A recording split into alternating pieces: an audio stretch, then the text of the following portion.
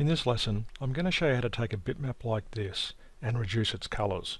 Quite often a client might come to you with a piece of artwork like this that's made up of, as you can see, millions of colors here, lots and lots of shades of blues and greens, and when I go into wireframe you can see it's just an image. I mean, I can't cut this, I can't do really much with it other than print it out, which is fine if that's what you're doing, but if you want to cut this out of vinyl you really do need to reduce the color count. You come up here and click on Reduce Colors, and that brings up this module here, and you'll see there's an option here, Reduce Color Count. This allows us to reduce the number of colors down to 16 here, and if I click Apply you'll see what happens. It tries to adjust millions of colors down to 16 and it does a very good job of it.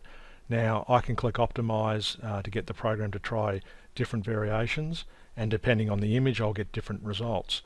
If I uncheck Fast Samples here, what happens is, and when I click Optimize, is the program goes to a lot more trouble and it takes a lot longer, and again depending on the image you'll get completely different results, and you need to experiment with that. Now I can adjust this down to say 13 colors or 11 colors, etc., and see what different effects I get.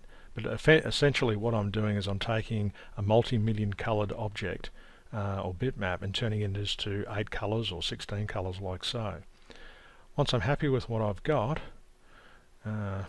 something like this is fine, I can then click the Accept button here, and that loads it back into the designing area. Now it's still an image, and obviously I can only print this out at this point in time. So an example of what you can do with this is click on the vectorizer and vectorize this image like so. You set the colors that you've got there to match the colors that are in the object, so at the moment there's 8 of them.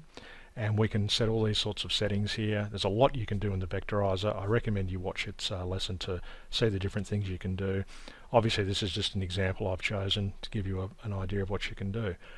Now once that's done, you can see now this is cuttable, and if I ungroup it I can show you what I mean by that. I can move a piece off and then put it back to where it was, but basically I can now cut this out, and I could create a logo from it.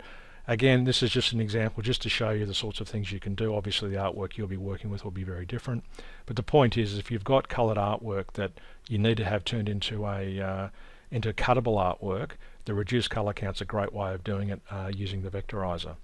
So that's the end of this lesson. Thank you.